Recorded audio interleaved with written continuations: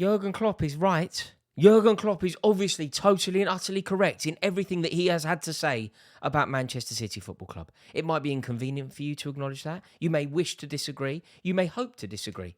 But you're wrong. Klopp is obviously totally and utterly correct. And you can choose to ignore it, or maybe you can highlight expensive signings that Liverpool have made to try and dilute or undermine the points that were being made by Jurgen Klopp. But the truth of the matter is that Klopp was totally and utterly correct in everything that he has had to say about Manchester City.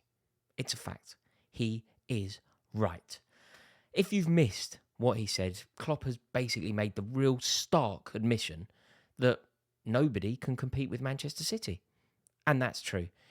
Klopp has then gone on to highlight the signing of Erling Haaland to demonstrate quite how unfair and quite how impossible it is to keep up with Manchester City. And again, he is totally and utterly correct. Yes, Liverpool have competed. They have been flawless. They have been exceptional for 5 years. From top down, Liverpool have been elite. FSG have got everything right. Jurgen Klopp himself, mind-blowingly good. Everything right. Players, just sensational. So many signings, the recruitment policy, spending that Coutinho money and getting it right time after time after time. Do you not see that level of perfection is totally and utterly unsustainable? You cannot be that perfect year after year after year. But if you have an unlimited supply of money, you can. But Jurgen Klopp, who doesn't have an unlimited supply of money, it is unsustainable to do what he is doing. And yes, he has been able to compete because they've been so good. The recruitment has been unbelievable.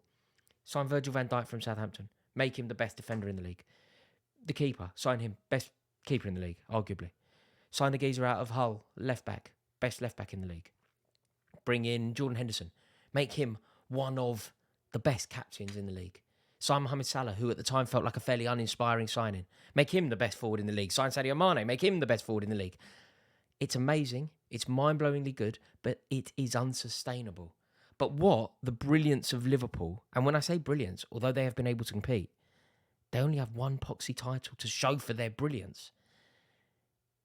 What their brilliance has done, though, and the fact that they have been able to compete and their competitiveness, it has allowed a myth to be perpetuated. It allows people to suggest that we exist in a competitive league, when the reality of the situation is, of course we do not. Our league is not competitive. Our league is similar to when Glasgow Rangers won 9 in a row in Scotland. The late 80s into the, late 90s, really. It's not dissimilar to the Bundesliga, Bayern Munich bringing it home every single year. We exist in a one-team league. Jurgen Klopp, to his credit, but he's almost to blame for the situation that we are in. Because had Manchester City romped home with the league for the last 6 seasons, people would be having this conversation a lot more liberally than they are now. People aren't really talking about it. People think we have a competitive league, but of course we do not. And the reason why we aren't acknowledging that it isn't competitive is because of Klopp. Last season was one of the best ends of season that we have had. It's not the best, but it's one of the best. It's up there with Aguero. It's up there with what happened at Anfield. It's up for grabs now. It's up there with that. But that has allowed, the fact that last season's end was so good, it has allowed a myth to be perpetuated. We have a competitive league. When the truth of the matter is, nobody can compete with Manchester City. Klopp himself has given oxygen to this fallacy that there is competitiveness. But just analyse the facts, and we obviously do not. Like, think about the signings, think about the recruitment. Liverpool, they sign Darwin Núñez with money that they generated themselves. They've been to European Cup finals very frequently. They've won the European Cup. They've won the Premier League. They are one of the biggest clubs in the world, and therefore they have generated the money to sign Darwin Núñez. It wasn't a gift. They bought him with their own money. If it proves to be a mistake, and maybe it will, the recruitment at Liverpool have been so good, but maybe this will be a mistake. Maybe Núñez won't live up to it. Maybe it will be Werner Morata-esque. Who knows? And if that ends up to be the case, that is going to scupper the ambitions of Liverpool drastically. If Darwin Núñez isn't the man that they hope he will be, it will be catastrophic for the ambitions of Liverpool. compare that now to, say, Jack Grealish. If Jack Grealish, I don't think this will happen, by the way, I rate Grealish, but if for some reason Jack Grealish proves to be an error for City, it will be totally insignificant. It won't even register. It isn't complicated to understand how this is going the way that it's going. Liverpool make signings and they must work because there is a finite amount of signings that they can make. Manchester City make signings, and if they don't work, it doesn't matter because you go again. There is an unlimited supply of money. So, we must surely all agree that Klopp is onto something. And I know that Liverpool are doing badly at the moment, and therefore it will reek of sour grapes. It will reek of bitterness. And maybe Jurgen Klopp is saying this because he's bitter. Maybe he wouldn't be saying this if they were the top of the league. I, in fact, would agree that he probably wouldn't be talking about this if his team were top of the league. But even things said in bitterness can still be correct. Even things said when the motivation isn't quite so holy can still be correct. And Jurgen Klopp, in this scenario, is totally and utterly correct. People are going to say that it's because he's bitter, it's because he's angry, it's because he's panicked, it's because his team aren't even in the top half of the league. All of the above can be true. But so can his point. Surely we can all agree on that.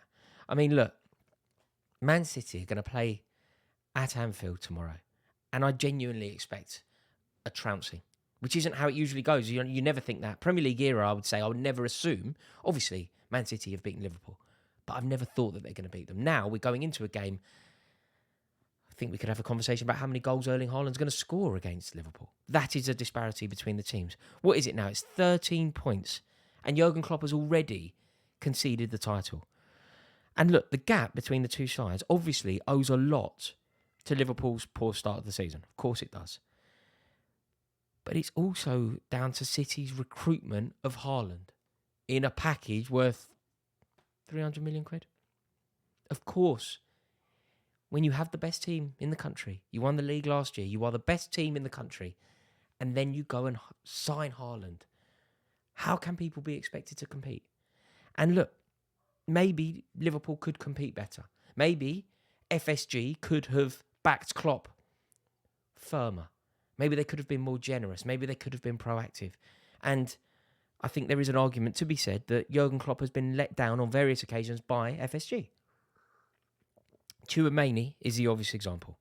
Tchouaméni looked like he was going to sign for Liverpool. It didn't happen, and they never really replaced him. Jude Bellingham have constantly been flirted with signing for Liverpool, and again, it didn't happen. And it led to a situation where the geezers in Liverpool's midfield were old enough to be father and son.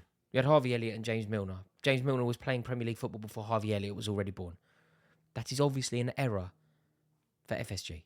And it is unjust to talk about Guardiola or Man City when that is going on at Liverpool. But FSG haven't backed Klopp enough. I would say that FSG haven't got their recruitment policy right. They don't make enough money on signings. They've sold Sadio Mane, one of the best players in the league. They didn't make enough money. In fact, I saw that aside from Coutinho, they have only, I don't think they have, in fact, sold anyone worth more than 30 million quid. So something isn't right. But equally, even if you take all of Liverpool's misgivings and mistakes away from this, Klopp is right about City. We are entering a one-team league. And if people can't see that is how we are going on this, I don't know what to say. There is also one other criticism that is being levelled at me when I talk about things like this. So I just want to try and clear up. And I do hope that you can understand where I'm coming from on this.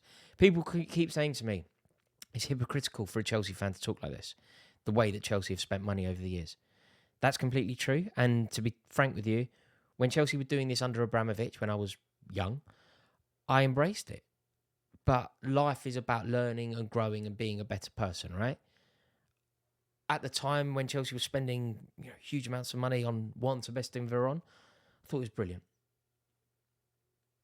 But this, what Chelsea have been doing even last year with Bowley, I don't like it. I don't like what it's doing. I don't like what it means to the Premier League. I don't like the way that the Premier League launch ourselves into Europe, spray our money everywhere, recruit all of their best players, dominate the Champions League. I don't like it.